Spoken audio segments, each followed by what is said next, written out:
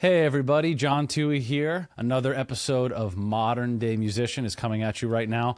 Thank you all for watching. I really appreciate it. I've gotten some great feedback.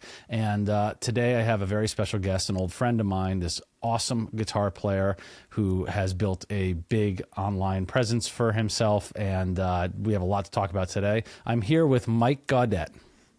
How you doing, Great man? to be with you, John. Thank you for having me. I've been enjoying the interview so far, and I'm excited to be doing this. Oh, thanks, man. This is going to be very similar to how we would talk in between lessons at Southbury Music Studio, I think. Right. So, which Yeah, that was a long time ago now. It's crazy. That's where we first met. Yeah. That was over 10 years ago now. God, is it really? But I remember we'd be like squeezing in, like in between lessons, like, what do you think of Tony McAlpine? Yeah. Or what do you think of Vinnie Moore? Just nerding out in these little intermediate, like couple of minutes here and there. Yeah, so I think that I mean I'm sure we'll still talk about that or something like that today. Of course. But it's really great to talk to you, and I think it would be great if you started and just introduce yourself to my audience and say, tell me a little bit about your, if you can, give me a little mini bio. Sure. So my name is Mike Godette. I'm a guitarist, teacher. I originally was from Seymour, Connecticut, so like New Haven County.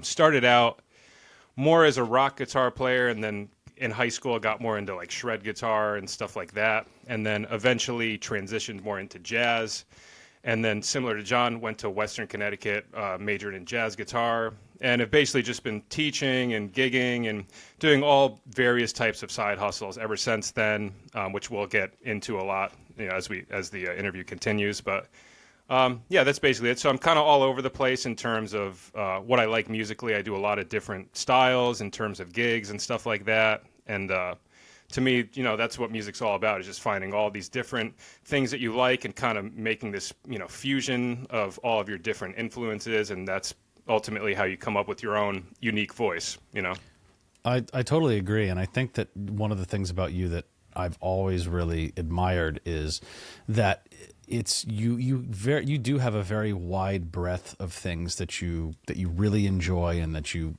pursue, and that's not always the case coming out of a school, a school that's focused on bebop or something like or jazz more generally. I think the first time we ever played together live was Mile Marker Zero. My prog band was playing with Mid Atlantic Title, right? And that's, I think, which was your prog band, instrumental prog band.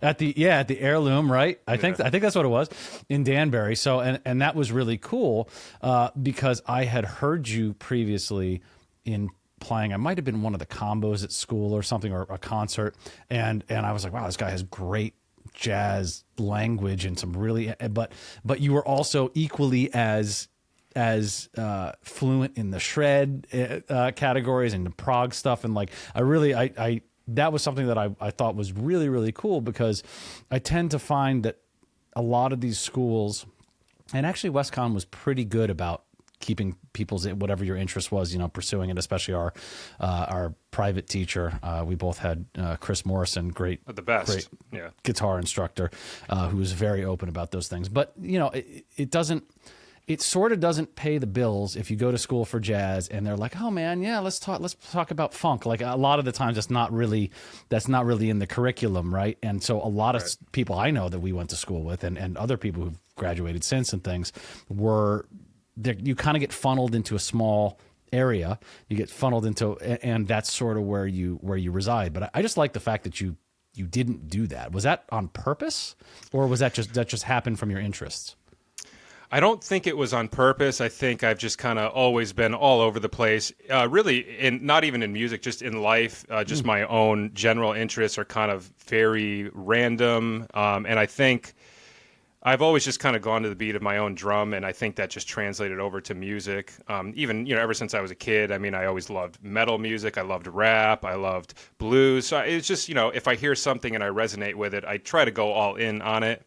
And, translating that over to my music career has definitely been helpful, because I do find the more versatile and the more different styles and different things you can cover, both from a performance and a teaching standpoint, I think offers a lot more options. And of course, everybody kind of has there's certain areas that I would say they're better at than others. Like one area that I'm Certainly. definitely not versed in is country. Like I'd say that's like the one style I could, I could fake a couple of country licks here and there, but I wouldn't be able to hold my own with like, some really proficient like country musicians and stuff like that. But you kind of have like your areas that are kind of your main things, and then you veer off from that. And I've just kind of always had a ton of different interests, and I don't think it was anything I did deliberately. It's just kind of my personality and how I've always been. That's really interesting. That you say you marched to the beat of your own drum for a long time, and I think that's kind of what finding yourself as a musician is, or maybe I hate to say should be, because that's not necessarily the case for everybody, but in the creative aspect of being a musician, I think that's super important, is to find those things that really resonate with you and then explore them to the best of your ability, right? Right. And just find ways to incorporate. Sorry, my cat was just doing something. I just got a cat. She's laying right behind us right now. I wish I could get her up on the screen. She likes talking about music. Yes. Yeah, she's into this stuff. So, yeah, and I think, there are ways to find whatever you're interested in. There's ways to incorporate that into anything. So just to kind of give some examples, like, one of my favorite bands is the Beach Boys, which when I tell people that, they're completely thrown off. They're like, wait, what, the Beach Boys? And I can go on a whole thing about how they're a misunderstood band and everybody associates them with surf rock, and that's completely I agree inaccurate. with you. I love the Beach Boys. Totally insane band. Brian Wilson, in my opinion, one of the best songwriters of all time.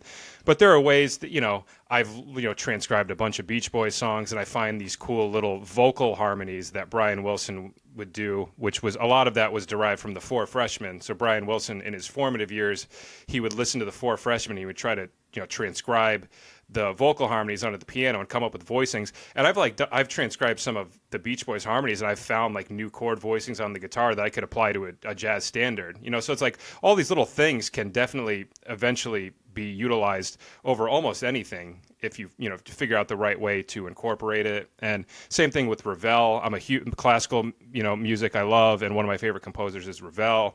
And I went down this whole rabbit hole of transcribing a bunch of Ravel's piano works and trying to put it on guitar, and through that I found all these different voicings that could easily be played in a jazz context. So a lot of it just all blends together after a while.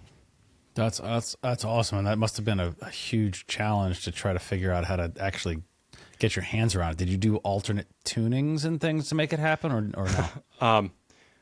So what I would do is I had like a couple of Ravel piano books, and I would just read through them, and anytime I found one that basically looked like the range could fit throughout the entirety of the guitar, I would start with those.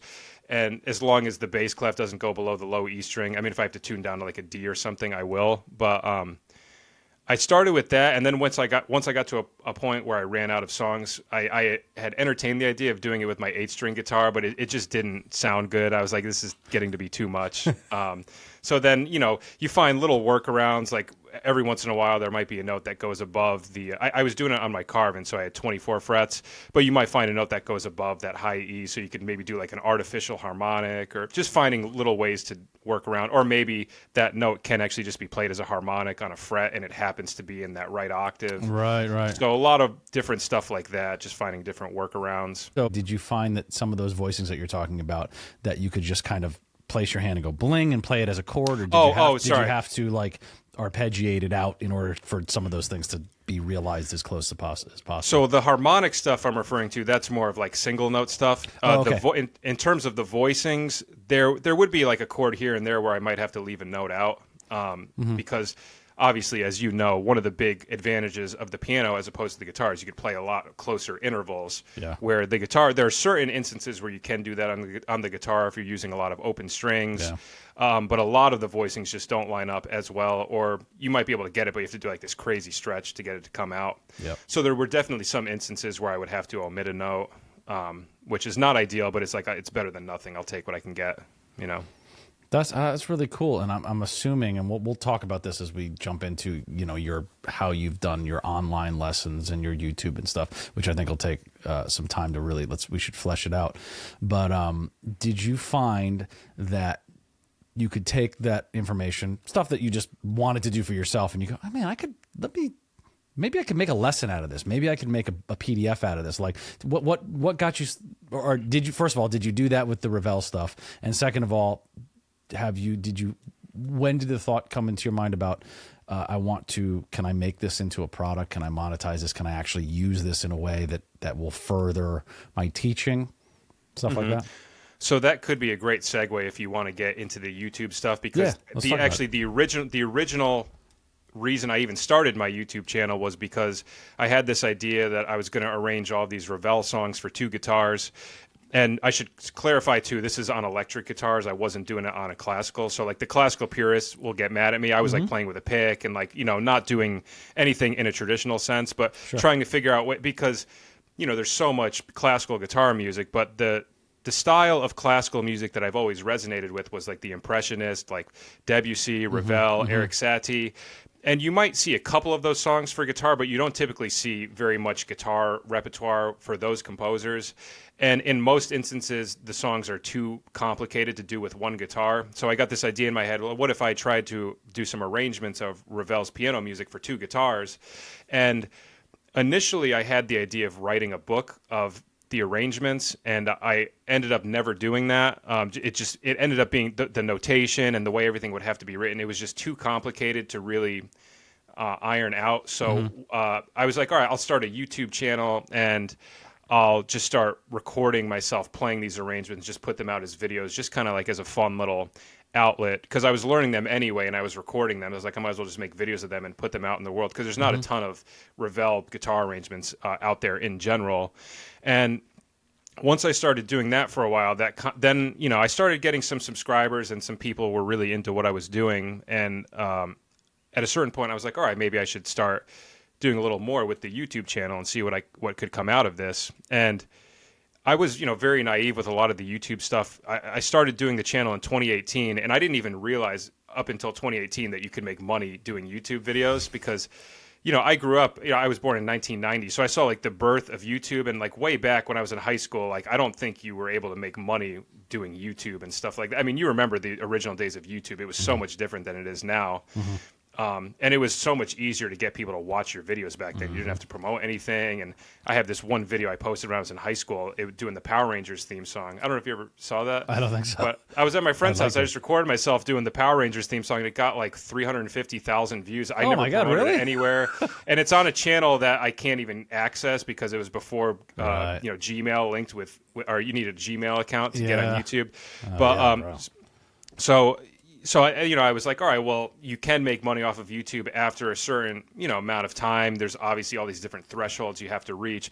So I was like, maybe I'll just keep doing this, and this could be another just little revenue stream that can eventually pay off if I put enough work into it.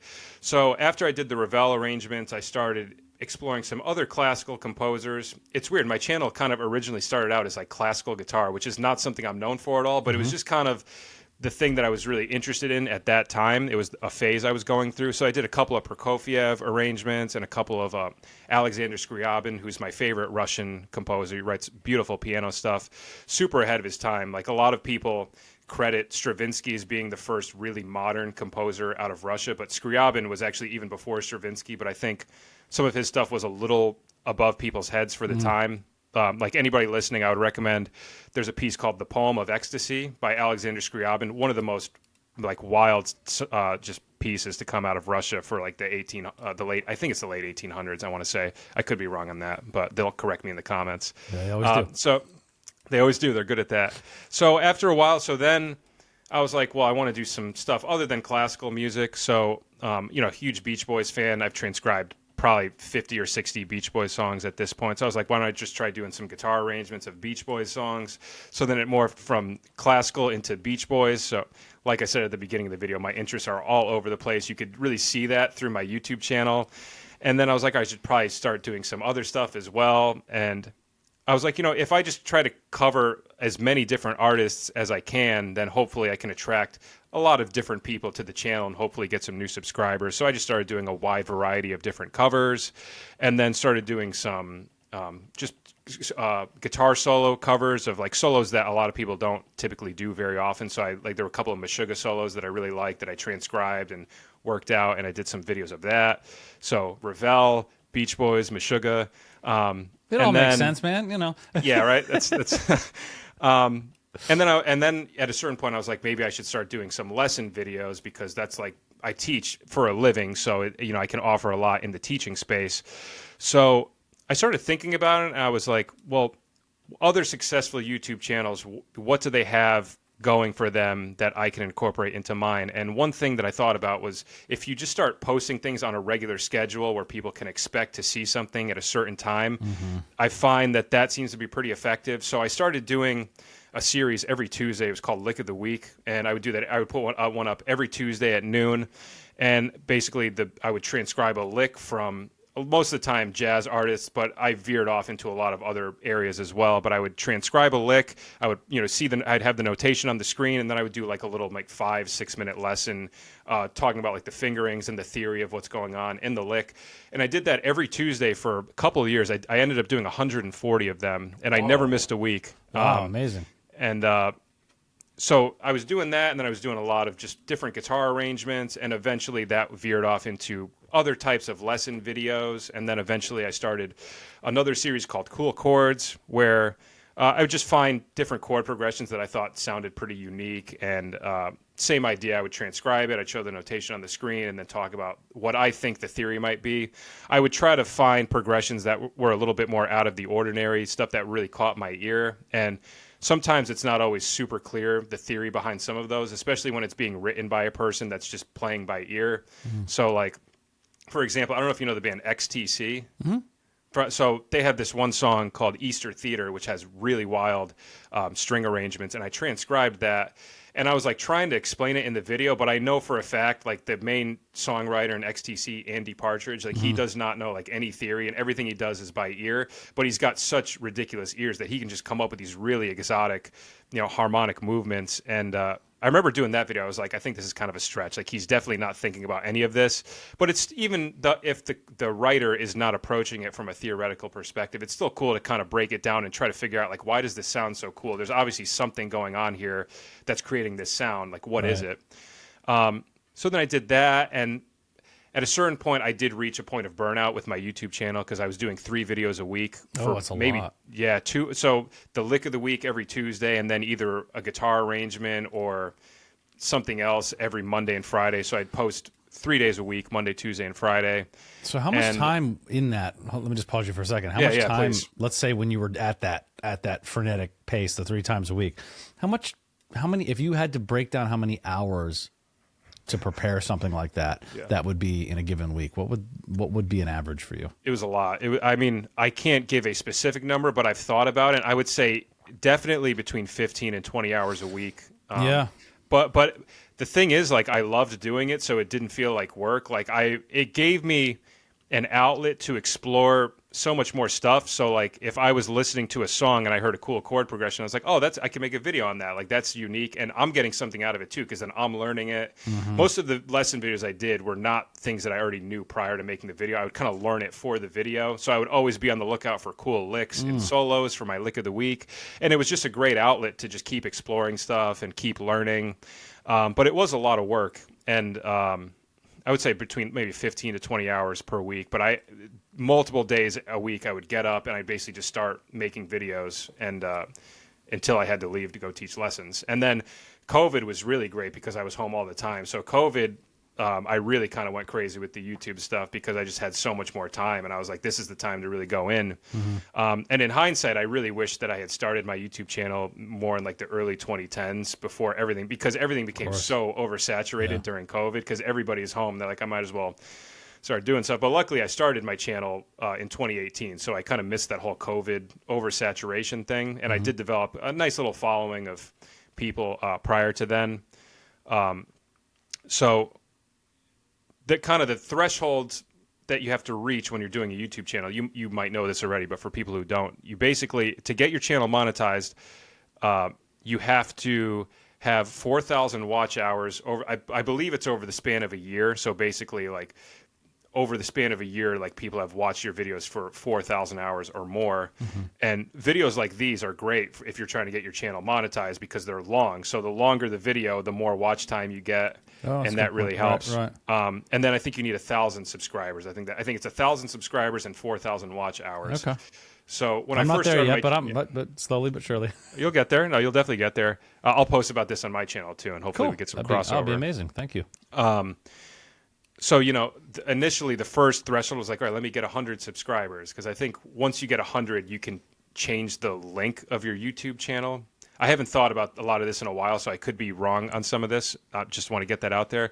But then, like, once you get 100 subscribers, it's like, all right, how long till I get to 1,000? And then once you get to 1,000, all right, do I have the 4,000 watch hours? And then maybe after like 2.5 years or so, I finally got monetized, which was the big moment. And it amounted to not very much money for the first couple of years. Even right now, like I probably make about $35 a month off of YouTube, but it's still something. Like I got a tax form from Google in the mail this year, and I made like $400 something off of YouTube, which is nothing significant, but it's $400 something that I didn't have. Well, and some of your lessons, I mean, I would imagine most of your lessons in the licks, they're evergreen. I mean, people are going to want to know how to play Joe Pass. I was just thinking about this the other day. Like, they're going to want to know how to play a Joe Pass style progression for as long as anybody listens to Joe Pass, which is going to be for a long time, Right. He's one of the masters. So when you do stuff like that, it hopefully becomes evergreen in a way that you put in all the concentration and the time and the transcription and the videoing and the editing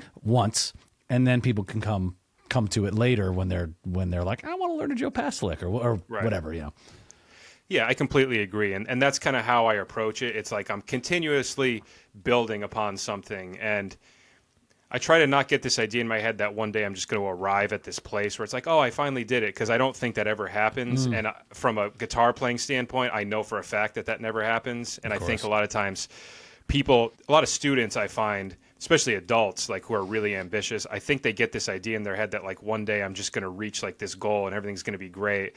And I've set so many of those goals for myself over the years, and then you reach them, and then it's like, all right, what's next? Like, if you're a driven, passionate person, I feel like you're always going to be working towards something new. I feel like you're never going to really reach a point of contentment, which is unfortunate, but I think just trying to enjoy the process is really the main thing, and just you're continuously just building something. And it's really, to me, the process that is the fun part, right? It's not really an arrival. It's the whole, wait, the whole, not the destination. It's the journey, not the destination. The journey, right? Sorry. Yeah, that's the expression. Yeah, the journey, not the destination. Yeah, exactly. Yeah, well, I mean, I don't know if, you and I might be different in that. It's taken, maybe not, maybe similar in a way that it's taken me a long time to understand exactly what you said.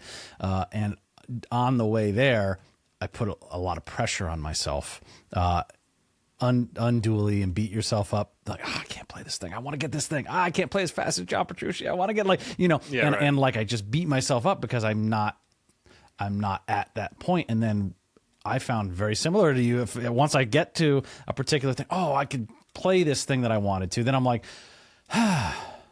okay, well, yeah, but what about this other thing? And it just, the ladder keeps moving. So I enjoying the process is really what it's all about. And I've had to purposely in the last, especially 4 or 5 years, be like, I'm not practicing this for a particular thing to achieve in the same way that you would in a, I don't know what would be a good analogy.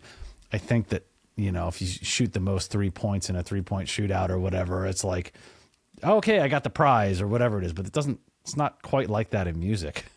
Yeah.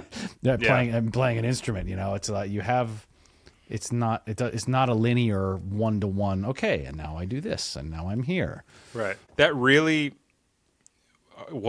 stood out to me back in 2017 because I had a friend who was a rapper, and he had all these verses and stuff, and he wanted some beats to make over them, and that was right around the time I got Ableton Live. And I said to him, I was like, why don't we just make an album out of all of your songs, and it'll be a good reason for me to kind of learn how to use Ableton and make beats and produce and stuff like that. Yeah. So I mean, we spent months and months and months producing this or making this rap album together, where we would get together like once or twice a week, we'd record, and then in my free time I'd be spending so much time mixing and experimenting with plugins seconds, and really just trying to get comfortable with Ableton. And I remember the whole time I was like, oh, this is going to be so good when it's finally done. Like, I can't wait for that moment when it's done and I could just relax. And then like it was done and I was like, all right, now what? You know, and like then you think back and it's like it's not really about finishing it. It's all those moments where you're working on it and you either learn something or you have a cool experience or you're collaborating with somebody and something funny happens. Just any sort of just little moment that you will never forget. I think it's much more about those experiences that are created through this, you know, process of striving towards something.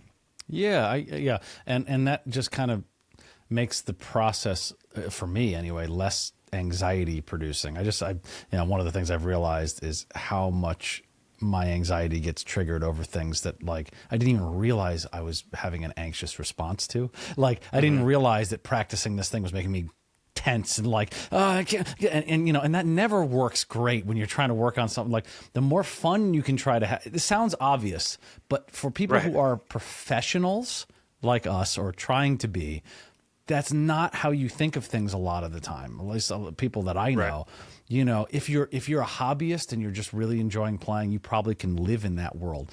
But when you're a professional trying to make a career out of being a guitarist, for instance, a lot of times that just starts to creep in. You know, you're expected to do certain things, so you start beating yourself up, and then that makes you anxious when you can't, you know, do the thing or whatever. And I'm glad I'm not as bad as I used to be on those things. We're all a work in progress, and like you said, a lot of this stuff does seem obvious on the surface level, but a lot of it's much easier said than done because we can get caught in our own heads, and we all put a lot of pressure on ourselves, and we have certain expectations that we want to meet, and it's not always easy to kind of focus on the obvious facts in light of all of that stuff. You know, you can definitely get caught in your own way a lot. I still do it, obviously, but I'm trying to get better about it. Yeah. We're all a work in progress. I like that. So, all right. So, how did you apply that to once you said you got burnt out of doing all that YouTube stuff? Did you take a break for a while, or did you say, okay, look, I'm going to do one a week or once every, or whenever I feel like it? Like, how did that work for you? So this actually ties in a lot to what we were just talking about. So the reason why I reached the burnout was I was, you know, putting a lot of pressure on myself. I was consistently putting out the 3 videos a week. And when my channel got monetized, that was like another point where I was like, I made it. And then I'm like looking, I'm like, oh, I'm making $10 a month. I was like, all right, what more can I do to kind of bring in some more revenue? So I started a Patreon.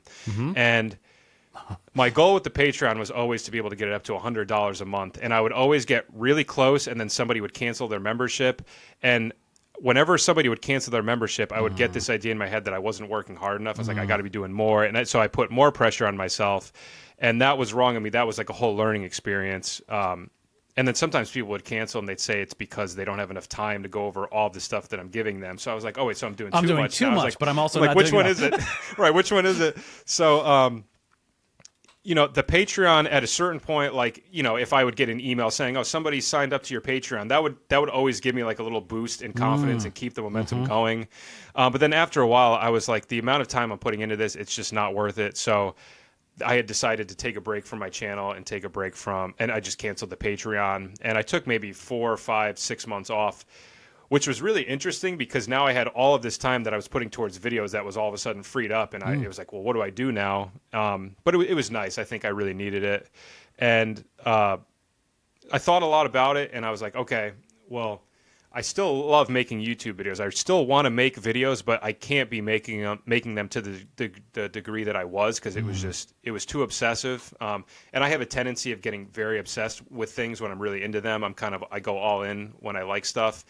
So I thought about it for a while, and then during COVID, I started making some videos again. I don't know, when I say during COVID, that could be from 2020 to 2022. I don't know exactly the year, but so I was still doing random videos here and there, mostly just for fun. And I did a video ranking all of the Beach Boys albums. I did like one of those tier list videos, and after I made it, I was like, oh wait, this video can be monetized. So that a whole nother, this kind of aside, but an issue I was running into was a lot of the videos I was making couldn't be monetized. So that was another issue with like the revenue I was making on YouTube. So like I ended up getting a copyright strike on one of my Lick of the Week videos from Frank Gambale. Did I ever tell you this story? No, Frank copyright strike you? So, I found this video of him playing at the NAMM show. I was trying to find like a cool like Frank Gambale sweep lick and a sweep picking lick.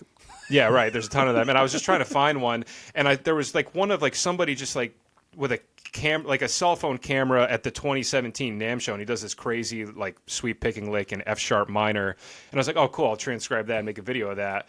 And then, you know, a couple of months down the road, I get this video. It's like, I get this notification in my email. It's like, you've received a copyright strike for your Frank Gambale video. And it really confused me. I was like, what's going on here? And I was doing some research because I don't think what I did in the video is actually worthy of a copyright strike because I wasn't using any footage of him. Like I was transcribing a lick. I played it myself. I explained it. But I looked up some stuff online, and apparently he is, you know, there's some people that are notorious for copyright striking channels. Yes. Unfortunately, he is one of those guys. Oh, okay. So come on, that kind of freaked me out because if you get 3 copyright strikes, your channel gets taken down. Yeah. So then I went through this whole period of I went through like a bunch of my videos, and I went through the Lick of the Week videos, and I was like, all right, well, who's still alive? I'm just gonna demonetize all those just in case. But like, you know, if I'm doing like a Clifford Brown lick, I don't think somebody's gonna come after me for that. You know, the Clifford Brown estate is like comes after you. I hear. Not to talk out of turn, but I hear Scott Henderson does that too. But not he just makes people take things down if he doesn't like that. Like if they're shooting a video at a live show, he doesn't like the sound or whatever. Oh, he's very he's very picky about that, and he'll get that have it so that they're taken down. I don't know if it's actually. I don't want to say that he gives copyright strikes. I don't know that, but I know that he has mentioned this in podcasts before that he'll take down their video if he doesn't like if it doesn't. That's good to know because I have a Scott Henderson lick, and I'll look after the interview. I'm not sure if I demonetized it or not, but it was one of the more watched Lick of the Week videos. I mean, Scott Henderson's one of my all-time favorite guitar players. It's just a beast. So I went through and I kind of demonetized a bunch of videos, and I was like, all right, I'm not doing the Patreon anymore, and a lot of the videos I'm making can't be monetized. And once I did that Beach Boys video, I didn't even think of the fact that it could be monetized. And then, like, when I went to upload it, I was like, you know, it says, do you want to monetize it or not? And I was like, oh, wait, like, I can because it's just me talking. And then I did that, and that ended up being one of the most viewed videos on my channel. And I was like, wow. So I could actually make some money off of this. And because of the fact that album ranking videos, again, they're longer videos, so you get more watch hours, you can put more ads on the videos. So that became kind of a new little avenue to explore where I just started doing videos ranking a bunch of different bands' discographies. I started out with a lot of bands and artists that I've already explored their full discographies, and then I kind of veered off, and I basically made like a big list of like, all right, what are these bands that I've heard some of their albums but not all of them, and just kept exploring their discographies, really trying to solidify my thoughts on their albums. And so I'm doing a lot of that still to this day. I've done, I think, 66 of them now. Oh, wow. I just did Meshuggah yesterday. That's going to be up in 2 weeks. Oh, fun. And today I uploaded the Smiths. I did the Smiths. That came up today on my channel.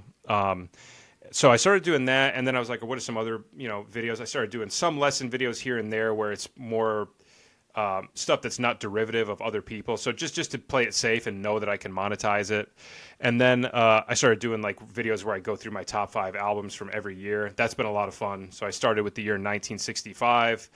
And the whole process of even figuring out what your top 5 albums are is I find it really fun. So I basically, I'm very thorough with everything I do, if you can't tell. So I make a list of every album. I make a list of every album that I've listened to from every year, and then I just go through. I'm like, all right, let me narrow it down. Like, what are my top 10? Or in some instances, I just know for sure what my top 5 are because there's certain albums you're like, all right, that's easily in the top 5. Mm-hmm. So I would just kind of narrow it down, then eventually find a top 5. And I've been doing that for every year. So I'm up to the year 1985 at the time of us recording this, but I plan on doing that all the way up to present day. And between that and like the tier list videos, just ranking all the discographies, those are kind of the 2 main things that I'm doing mostly, and the occasional lesson video here and there. And then I started doing lesson videos for this website called Mike's Masterclasses. So this is that Joe Pass thing you had referred to earlier. So one of the good lessons I got out of YouTube was I got so fixated on, all right, how many subscribers do I have? How much money am I making every month? And you could really drive yourself crazy when you think about that stuff too much. And a lot of times when you're focusing on stuff like that, there are other positive things that end up coming out of it that you didn't even anticipate. So there were two really big things that came out of my YouTube channel that basically had nothing to do with like subscribers or monetization. It's just the fact that I had stuff out there and people saw it. So the first one was I met the guitarist John Stoll, who is an incredible jazz guitar player. He's originally from Connecticut, but he lives in Portland, Oregon right now. But I did a lick of the week video transcribing one of his licks, and he found it and he really liked it. And he just like added me on Facebook and he sent me a message. And I thought I was seeing things at first because he's like, I've like known about him for years, and I regard him as like a really, exceptional guitar player. And like just seeing him send me a Facebook message, I was like, wait, is this real right now? And then he called me and he was like, I'd love to do like an online collaboration if you want. Cool. So that's how I ended. Yeah. So that's how I found out about this website, Mike's Masterclasses. Has nothing to do with me. A lot of people think it's my site because I'm like, find it on Mike's Masterclasses. And the guy that owned it, his name was Mike Geller, so it was another Mike G, so even more confusing. Oh yeah. So me and John did a collaboration because John had sold a lot of lesson videos on that website. So we did a collaboration, and then he said to me, he's like, if you ever want to do lessons of your own, like they would definitely put them up there. So it took a while, but then eventually I was like, maybe I can take a lot of the information that I got from all of those Ravel guitar arrangements, and maybe I could just make a lesson video on that. So the first video I did for them was called The Harmony of Ravel and Debussy for Guitar. And basically what that video was I just took the four main categories of seventh chords: major 7, minor 7, dominant 7, and minor 7 flat 5. And I just basically showed like every different voicing for those chord qualities that I found through exploring Ravel and Debussy's piano work. And then I would go through those, and then I would basically show you how to utilize them in a jazz context. So there's a segment of the video where it's like, here are how to use some of these over a major 2-5-1. Here's how to use some of these over a minor 2-5-1. That sounds cool. Or if there's just like a cool voicing, like here's how you can run this, take this voicing and run it through a chord scale, through like a C major scale, and get all these different, movements from it. Cool. Oh, so, amazing. I'm going to buy that. I'll send it to you. You don't have to buy it. I wouldn't feel right. So that was the first one I did, and then I was like, and it did really well. Like the first month I did it, I sold like 30 or 40 lessons. I was not expecting. Really? So I was like, wow, that's first great. Month, amazing. So I was like, oh, cool, this is something. So that almost became like another little revenue stream that is not, through YouTube, but it was because of YouTube, because I met this guy John Stoll, and we did some stuff together, and he turned me on to this website. And there was actually a little period during COVID where I was doing video editing for them as well. Like they needed some people to just edit their videos, and they saw that I did some editing on YouTube. I mean, very, very minor. I'm not like a good video editor by any stretch, but I can do some basic edits and stuff like that, like what they were looking for. Cool. Get some extra work. Yeah, that's nice. Yeah, a little extra work. And so I did that. I still do lesson videos for them to this day. I try to do one like every 3 to 4 months. So I did the Ravel one, and then I did a 3-part series on unorthodox seventh chords. That was another just little experiment I thought of, where I basically just I wrote down 1 3 5 7, and then just do every possible combination. 1 5 7 3, 1 7 3 5, all of those, and doing them with the root on the bottom, the third, the fifth, and the seventh.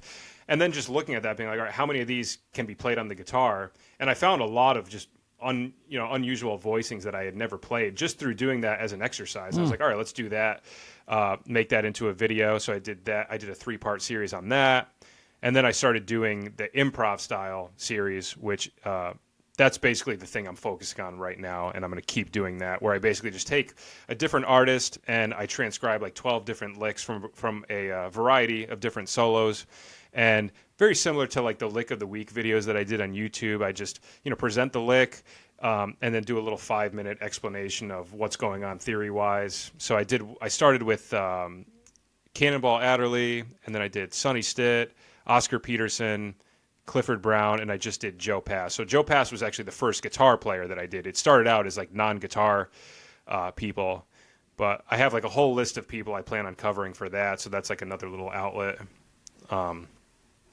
So that was another, great thing that came out of the YouTube channel that I'm still doing to this day. And then the one other thing was, saying that like I mentioned, I'm a big Beach Boys fan. So when I was doing all my Beach Boys guitar arrangements in 2018, 2019, it was actually towards the end of 2019, now that I'm thinking about it, because COVID happened, and then unfortunately what I'm about to say didn't end up really happening. But this guy that I know, he saw some of my Beach Boys arrangements, I think on Facebook or something, and then he texted me. He was like, "Oh, I see the arrangements. Like they sound really good." He's like, "If you can you get together? I want to talk to you about something." I was like, "What is this going to be?" And it turns out that he was good friends with a guy named Blondie Chaplin, who he's from South Africa. He played with the Rolling Stones. I think he's from South Africa. I know that name. That name's ringing in my head a little bit. Yeah. Yeah, he's in like his early 70s. But so he played with the Rolling Stones on an album, but he played on 2 Beach Boys albums from the mid 70s. Holland, with the album Holland, and another one called Carl and the Passions. So he's got somewhat of a history with the Beach Boys, and even when Brian Wilson tours, sometimes he's in Brian Wilson's backing band. So this guy says to me, he says, "Yeah, I'm good friends with Blondie Chaplin, and he's wants to do like a little week or 2 week long East Coast tour, and we're looking for a guitar player. And I see that you really know the Beach Boys music. He's going to do a lot of Beach Boys stuff, so I see you know that music very well. Cool. And he's like, "Yeah, I want to try to set that up." And then COVID happened, and that was the biggest bummer ever, because I was like, that would be a huge thing to check off the bucket list. Oh yeah. But even though it didn't happen, I mean, just another example of like something really positive coming out of the YouTube channel. The connections, the connections, the networking that sort of happens, and it's cool that they reached out to you after seeing that. I mean, that's amazing, man. The reach that I could have never predicted the reach of something like a YouTube, or like when we were younger, like there was radio and there was print, and then there was network television. That was like, you know what I mean? Like you getting your stuff to someone who played with the Beach Boys, say, it's like, that's wild. It seems like a dream, you know? And I should clarify that guy, Blondie Chaplin, didn't see any of my videos, but this guy who's friends with him. Yeah. Well, but I mean, how many degrees of Kevin Bacon do you need? You know, you don't need 7 degrees. You just need a couple. Right. Is it 6 degrees of Kevin Bacon? I don't remember how many Kevin Bacon. Is it based off of 6 degrees of separation, but then you say Kevin Bacon? Maybe that's it. Maybe it's 6 degrees of Kevin Bacon. I feel like I'm butchering all the quotes I'm trying to say. I'm butchering today, so forgive me. Oh, dude, it's fine. I never say quotes correctly either. So, all right. Well, this is great. I mean, I love this really fits in with my theme of being a modern day musician, because this is an avenue that did not exist a decade ago at all, to not only, like you said, try to monetize things, but also it feeds your creativity too. You go, I'm doing this thing anyway, might as well shoot a video on it. And that's, to be honest, it's very similar to why I started this, is because I for a couple of things. One, I talk to my friends constantly who are in the music business, and they, we'll have conversations like this, just be like, "Hey, what do you think about this? Hey, did you try to do this? What kind of gigs do you do?" Just kind of keeping up with them. So I was like, well, I should record it. And then the second thing is that I follow a lot of music YouTubers, like I'm sure you do. I listen to a lot of music podcasts and things like that.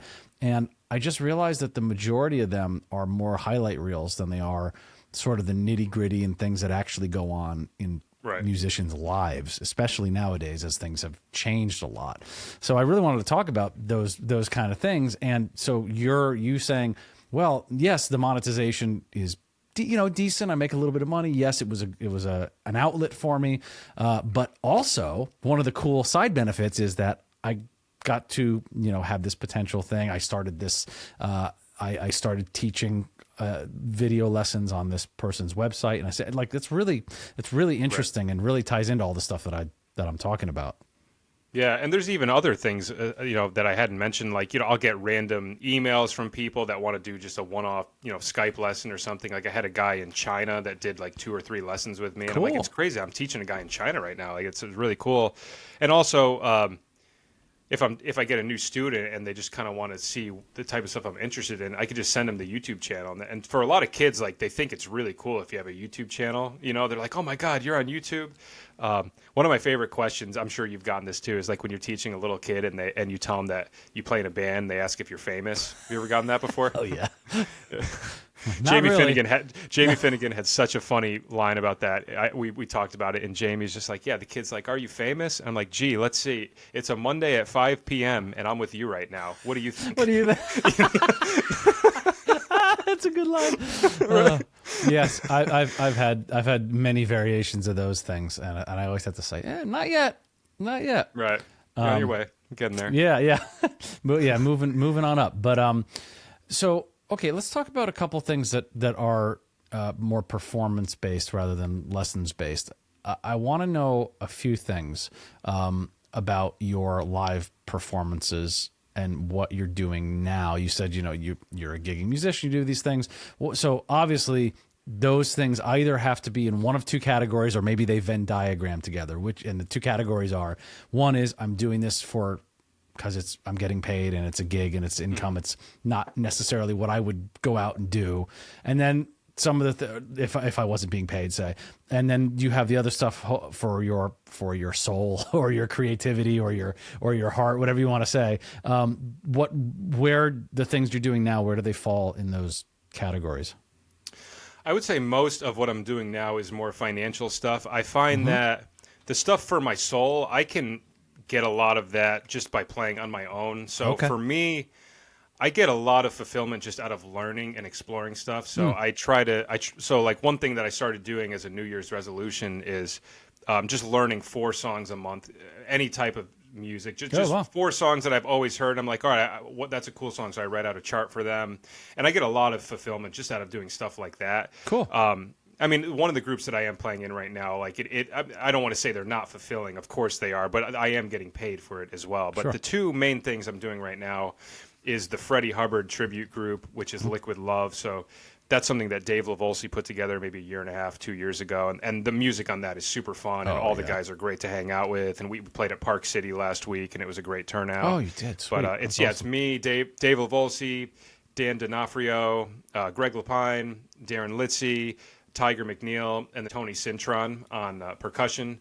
And it's a great group of people. And the Freddie Hubbard's music is really great because of course it's jazz and it has all of those jazz components, but there's a lot of songs that are more backbeat and groove more oriented. Yeah. So it can appeal to, more of just kind of a layman rather than just a jazz crowd, which I think finding that balance is really good. And other than that, I don't know if you know Nick Morcaldi, Ted's brother. I know Ted. I don't know his brother. Yeah, he's got 2 younger brothers. One of them is Nick. He plays drums, and he writes this really great, interesting, original music. I would say it's like maybe art rock. It's very hard to pin into like one label, but he writes these really interesting songs. And he had me and Brian Sudo. I don't know if you know him. I know who he is. Player. He went to WestCon, and then Colin Dunman and Kieran. Mm-hmm. Yeah, so it's like Kieran's doing keyboard and guitars, but we do gigs with that once in a while. He hires us to learn his music. And, sweet! It's great. Yeah, so I'm doing that once in a while, and those are kind of the 2 main group things, and then everything else is either just random sideman stuff, playing with like a jazz group, or a lot of solo. I do a lot of solo stuff. I play a lot of weddings, wedding ceremonies. You do a duos sometimes too, right? I see you post about that, like 2 guitar things. Yeah, sometimes guitar. I actually played with Chris Morse in December, which was awesome, at the Quail Nail and Derby. And I play with Jeff Fuller. I do some duo stuff with him once in a while. Sort of like just random musicians in the area that will call me. I play a lot with Albert Rivera, sax player, sometimes duo, sometimes a trio. And solo stuff. A lot of random stuff too. And some of my favorite gigs, honestly, are the ones where they ask me to do something that is outside of my comfort zone, because I learned the most from that. So like in the middle of COVID, I got asked, I think this was in Ridgefield actually, it was some restaurant that was having a Spanish themed party, and they said they wanted Spanish music. And I was so ignorant initially when they asked me. I was like, oh, cool, I could do all like the Antonio Carlos Jobim. And then I was like, wait, no, that's Brazilian. Right. And I was like, okay. And I was like, so I have to actually learn some Spanish music. So I sat down, I just like looked up like, most popular Spanish songs, and I wrote out like, 12 charts of just random Spanish tunes. And unfortunately, COVID got that gig canceled. But I learned all these tunes, and then like 2 months ago, I had to play a wedding in Norwalk, and the woman wanted like Latin, Spanish, and Spanish stuff. So I was like, "This is great!" And I could cash in on all these tunes. I have all learned, right, and it was just a great learning experience. Yeah, man, that's really. So I like gigs like that. Yeah, that's fun, and I'm a firm believer. I've probably said this before on this podcast, but I'm a firm believer of putting yourself in a really uncomfortable musical situation at least once or twice a year. You have to at least do that. I mean, if you're doing it all the time, I don't know. It might be a high stress, but like you got it. I think you have to, if you want to continue to grow and learn new things and not get stuck in a rut. It's a great way to do it. And a lot of times it's skill. Like, everyone has, I've said this, I think I said this in the podcast with Will early, is that, I feel like it's like a video. A lot of times your skills are like if you're playing an RPG and you have 0 to 10 and you can like make your character, right? And I feel like, but you only have a certain amount of points to go around. I feel like we all sort of have a default skill set from like natural skill set that, wherever your sliders are at. And then you end up working on things that, congratulations, you've gotten to the next level. Not actually, but right. My sneak skill has increased, but you get some of these things and it goes faster, I think, on some of those that you're maybe not quite as strong on when you take those uncomfortable things that you're like, I don't know this at all, or it right. requires totally different muscle or technique that you're not really comfortable with, or whatever. Right. You find that like you grow a lot when you do those things.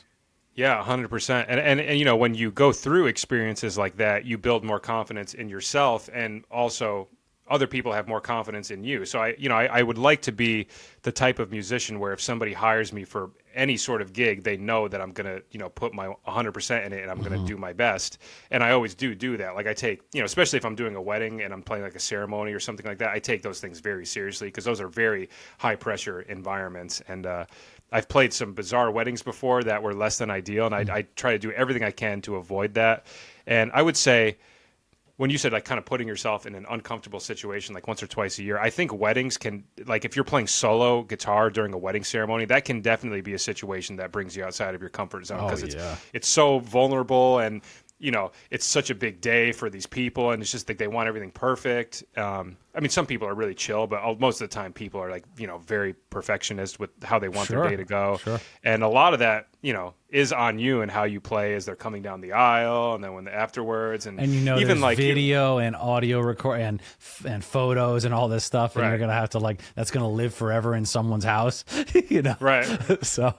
So yeah, no, I hear you on that. So that's it. Well, the classical guitar players who are listening to this right now are like, well, yeah, that's what you do. I mean, that's their whole life is sort of playing solo pieces and things. But you and I don't do that as a daily thing. Typically, I would say, right? Where we play with groups and we do other and we're usually a part of ensembles of some kind. So it's a different thing for that. I've only had to do that a handful of times, and luckily they were pretty arrangeable things. It wasn't anything that was like really difficult to translate to guitar, right. like some things are. So I'm sure you've probably had some real difficult ones. Do you know Hafez, the violin player? Yeah. So we do a lot of weddings together in the summertime, and I got a wedding for us one time through the DJ that did my wedding. We ended up hooking up, and now I get wedding gigs through him once in a while.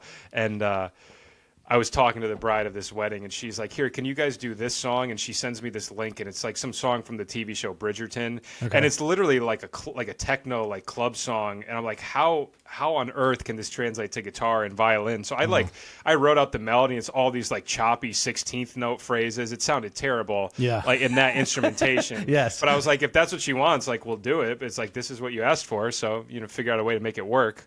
But most of the time it's, pretty good. And like you said, pretty arrangeable. But you run into the occasional song where it's like, really, you want this? Okay, that's what you want. Yeah, it's an interesting thing, especially if you're doing everything instrumentally on 6 strings. Right. It's like, okay, it's one thing if you're gonna sing a song and accompany yourself, you can always figure out a way to make that happen. But right. And I refuse to play with backing tracks. Like, I can't do that. Not that there's anything wrong with that, but I just, if I'm playing a solo gig, I have to be able to do it all just by myself. I don't want to have anything going on in the background. That's just never been my vibe. But like when I was in in middle school, when I first started getting into guitar, I had taken lessons with this guy at Banco's who if he's probably passed on, but if not, he'd be in like his 90s now. But he would play every Saturday at this restaurant, and it was just like, it's not iReal Pro because that wasn't around back then. I think it was called Band in the Box. But he would just have backing tracks playing, and he would just be soloing over it the whole time. It's like I don't know. That something about that doesn't feel like authentic solo playing. Not that there's not that there's anything wrong with that, but that's just not what I would like to do. That's not your aesthetic. Yeah. So you're taking the much more difficult route, which is to take a lot of time and get arrangements so that they actually sound really good for a solo thing, and I then guess have to practice it and all that, which Yeah. of course is ultimately better for your musicianship. Wow, that's really, really interesting. So you have a lot of sideman work. You're playing with the Freddie Hubbard tribute, Liquid Love. I have to catch that at some point. I was just talking to Jens Wendelbo, and he was talking because he's great friends with Tiger, and he was like, "Oh, you got to check it out. It's a really great thing." So I would like. We're to playing do that. at. You're pretty close to Brewster, right? Yeah. We're playing Uncle at Chief? Uncle Chief Oh, in man. April. Yeah. Okay, Yeah. if I can make it, I'd love to come. That Yeah, I'll place let is you a know. great club. Yeah. Oh yeah, I love it there. And so there's a couple things that I think would be good for our guitar playing friends to Please, talk about. we gotta let it out. So first of all, one of the things I've talked to a lot of my guitar players who've done this is talking about the role of technology now as a guitar player and how that has changed. Some people are very adamant that they do it the same way they did it 30 years ago. Some people are a little bit more open to, let's say, modeling. Let's say the use of technologies that were not available back in the heyday of say rock guitar and things. Like, how do you approach these things, and what's your setup currently? I had a feeling you were going to ask me this, and I wish I had more to contribute, but I'm such a creature of habit. I don't get too hardcore into the pedals and all the technology and stuff. And it's funny, when I was listening to your episode with Steve Gregory, you guys started talking about this, and it went way over my head. I wish I knew more about this stuff, but honestly, I just have like an amp and pedal setup that I've been comfortable with, and I kind of just stick with that. I'm very much a creature of habit. So I have the Hendrickson Jazz Amp, Right. which for most solo, duo, small trio gigs, that's more than enough. It's a good amp. Yeah, and then if I have something where I need more volume, I have an Orange Crush 12, I believe, solid state, but it's a little bit louder. Like I had to start using that back when I played at the Owl Shop every Wednesday because it would get so loud in that room, and the Hendrickson would break up after a certain point. Then for pedals, I have a Boss Giga Delay, a Hall of Fame reverb, and then a full tone GT500 distortion. And that's really it. I mean, sometimes I might put on a little bit of a chorus, to very, very mildly. But as far as pedals go, that's pretty much the majority of it. And it's funny, I have a lot of, I don't want to say guilt, but I feel like I should know more about pedals than I do, because I remember when I was at WestCon, like Ted Morcaldi's like a genius when it comes to pedals, and he worked for Analog Man, and he used to always be like messing with pedals and doing mods and stuff like that. And that's a whole nother world to me that I just can never wrap my head around, and I wish I knew more about it. But I just have a pretty simple setup, and I'm comfortable with it. I like the way it sounds, and to me, at the end of the day, as long as you're happy with the way it sounds, that's really I'm very important. jealous of you in that regard, because the fact that you found something that you're like, wow, I really like how this feels and how this sounds, and that's what I use. I love that. I cannot be that way because I'm permanently sort of unsatisfied with the things that I have, and I'm not. But the weird thing is, I'm not really a tinkerer either. So some people are just super tinkerers, like you were talking about Ted Morcaldi, right? Trying to I like this pedal, but I do, all those things. Oh, there's too much gain here. I'm going to do this, mods. Yeah. I've done a little. Not personally, because I have no soldering skills, but I've had mods done on things. But it's like I'm sort of in this weird middle ground with I can't say never. I'm rarely comfortable with how my sound sounds at the current moment. And once I sort of try something, oh, that sounds really good, and then a couple weeks later, I'm like, something about that is wrong. And when my connection to the live sound is not that good, it puts me in a not great open, comfortable place to play in. So finding the I don't know if I'm really saying this right, but finding that balance between like the okay, I want to try and explore new sounds and new tones and new things, but also not getting caught up that I don't play my guitar like a lot of people do. Like they're like, well, I can't play unless my sound is perfect. I'm like, oh, I don't want to be that either, because it's that's almost, for me, it's almost impossible. Like I think I had mentioned how I was really jealous of Mike Stern finding in like 85, like, oh that's my sound. Ta-da. And that was it. Ta-da. Here's my guitar. Here's my amp, my stereo amp setup. I like chorus. I'm using this chorus. He's used the same chorus pedal forever. And be like, ta-da, here I am. Like I would love that, because instead of constantly being like, yeah, that's all right. Okay, let me try this. And then I'll maybe that's a little bit closer. And then I'm like, yeah, but it's not doing this. And I don't know, and some of the things are hard to articulate. It's like one of those things, like, it when you hear it, So first of all, I'm jealous of you that you found something that you're totally comfortable in almost everything that you're playing. So I'm going to try to strive to be more like that. But I will say that the probably the area that I do fiddle with the most is actually the guitar. So trying out different gauge strings, different types of strings, flat wounds versus round wounds. I got a new neck put on my Telecaster maybe a year or two back. Frank Brocklehurst did that for me, and I was just so happy with the sound. I love Frank. Is one of the greatest guys. I love Frank so much. He's been there for me. He's like one of the most reliable, solid guys I've ever met. I can't say enough good things about Frank. I definitely experiment a lot with that. Like, for example, I needed new strings on my Telecaster so bad. They were just like so old, and I was like, I knew I needed them. And I normally play 12s, and I only had a pack of 11s, and I put them on, and I went to go play a gig, and I was definitely not happy with the way the string sounded. Like, it just sounded too thin to me, and like I like to dig into the string, and I picked the string pretty hard, and it just felt like I wasn't able to go as hard as I wanted to, and that was definitely something I was like, all right, I need to put 12s back on. Like, I'm not happy with this sound right now. So it's not like I'm always completely happy with the way my sound is. And as you know, too, I mean, amps are different a lot of times with every room you play them in, especially the Hendrickson. And that kind of drives me crazy, because there are certain rooms I'm in and I'm like, this is it. This is exactly what I want it to sound like. If it could just stay, then I'll take like a picture of the settings on my phone. I'll be like, all right, this is the magical setting. Then you bring it into a different room and you're like, wait, what? What? What happened? Way too much bass. What's happening? Like, Yeah. So, but I do experiment with the guitar a lot. Just try out different stuff. What are the main guitars that you are playing currently? Right now, just really the Telecaster. I have a 70. I have it right here. I can just show you. Yeah. Nothing crazy, but it's 72 thin line. Is it actually from 72, or is it a reissue? No, reissue. This is just a Mexican like $700 Telecaster. Oh, nice, so nice. Pretty simple. Nothing. See, there you go. You do not need insanely expensive guitars to have a good sound and have it be playable and all that stuff.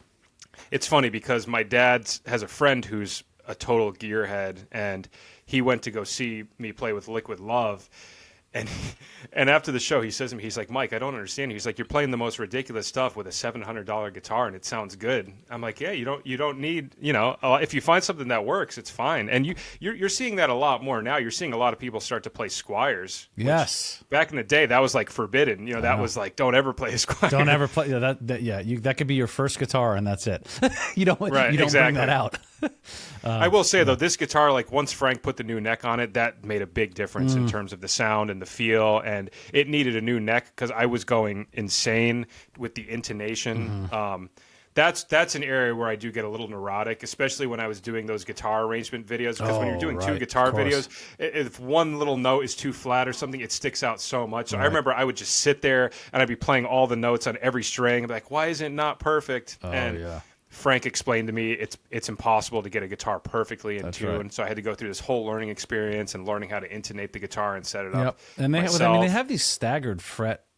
Some manufacturers now do fan frets. They're fanned, but some of them are actually just like, it's not the whole fret. It's just every little string is offset to a particular on each fret to to correct for all those things. And I haven't messed with them yet, although that sounds like it would be great. But in some ways, to me, especially because I play a lot of rock gigs and my band is progressive rock, like sometimes like a G sounds good if it's not necessarily 100% everything is perfectly in tune when you're playing with a keyboard player, because I've messed with that before. I've done some like the Buzz Phaeton offset and stuff like that, and it was like, who's that again? I've heard that name. Buzz is a great guitar player.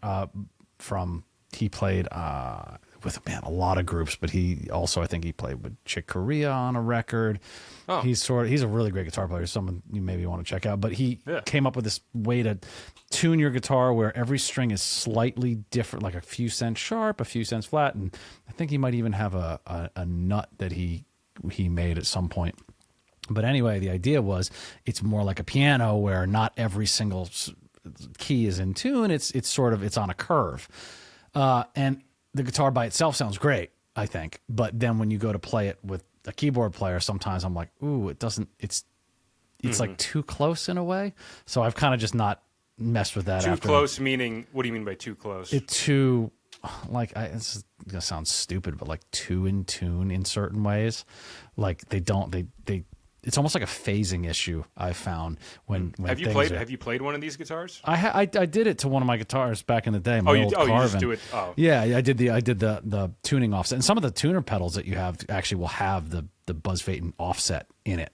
It'll say wow. yeah, because it was used for a long time. I can't believe I've never heard of this guy. I got to check. It's cool. Out. Yeah, you should check it out. But anyway, so like I found that it was too, like, actually sometimes it was like in tune in a way that I didn't actually enjoy. And maybe that's because I listened to a lot of Led Zeppelin that was never really in tune. Oh my God. Yeah, and I kind of like it in that way. Yeah. But I don't think that would work for like the duet thing like you're talking about. Right. Yeah, maybe if you're playing along with like Layla by Derek and the Dominoes, one of the most famous out of tune songs. Yeah. Well, it's in tune with the band, but it's like Yes. I think it's sharp. Is it sharp or flat? I can't remember. It's crazy. Those songs are so funny. I don't like remember that one. Sorry, You have to figure out how to get that to work. There's some Eagles songs too are way sharp, and like you're playing, you're like whoa. I think I was teaching one of these nights. I had a girl that had to learn that for some school thing. And a great song, but then I was like, "What is this in E or F? Like which one is Right, and I think some of that happens when the master. They're transferring the master to a different reel back in the day, and the reel, it was like the mechanics of the other reel is just this much, and so it pulls everything sharp or whatever. I think it's kind of cool though. I kind of like that. I do too. It's something that's lost in modern music. You're not going to hear stuff like that nowadays. Oh, everything's going to be beat detected. Everything's going to be gridded. Everything's going to be perfectly in tune. Yep. Well, this has been really awesome, man, talking to you. I have one more question for you, and then I want you to let everybody know where to find you, and both on YouTube and maybe a website and all that stuff too.